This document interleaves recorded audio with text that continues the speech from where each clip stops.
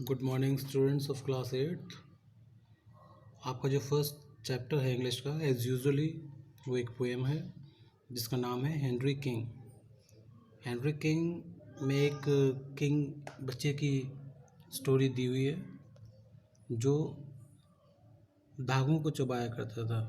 Unfortunately उसकी यही आदत उसके डेथ का कारण बनी और मरते मरते उसने क्या कहा ये इस पोएम को पढ़ने के बाद हम जानेंगे।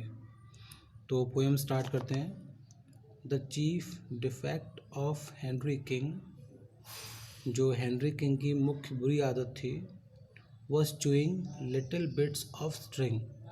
उसी धागे नुमा चीज़ों को चबाने की बहुत बुरी आदत थी। At last he swallowed some which tied itself in ugly knots inside।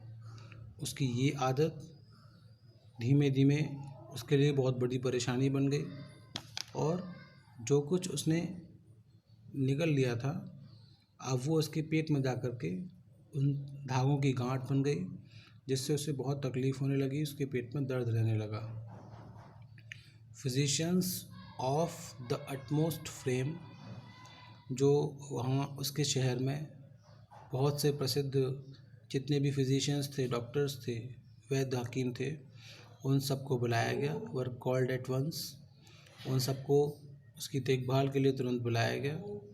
But when they केम, लेकिन जब वो आए, दे आंसर्ड, उन्होंने जवाब दिया। As they look took their fees, और साथ ही साथ उन्होंने अपनी फ़ीस जो डॉक्टर्स की होती है वो भी चार्ज की। और उन्होंने क्या जवाब दिया? There is no cure for this disease. उनका जवाब था कि इस बीमारी का कोई भी इलाज नहीं है। Henry will very soon be died, Henry जो है बहुत जल्दी मर जाएगा। His parents stood about his bed, उसके जो पेरेंट्स थे उन डॉक्टर्स जब हेनरी को देख रहे थे तो उसके बेड के चारों तरफ, बेड के आसपास ही खड़े हुए थे। लेमेंटिंग हिज अनटाइमली डेथ, और वो अपने बेटे हेनरी की जो अननेचुरल अनटाइमली डेथ हो रही थी उस पर विलाप कर रहे थे। When Henry with his breath last cried, जब हेनरी ये समझ गया कि वो नहीं बच सकता तो उसने अपनी आखिरी सांसों में कुछ बात कहने की कोशिश की। जो बात थी वो ये थी, O my friends be warned by me, मेरे मित्रों मेरे द्वारा इस कही बात को चेतावनी के रूप में समझो, सुनो मेरी बात।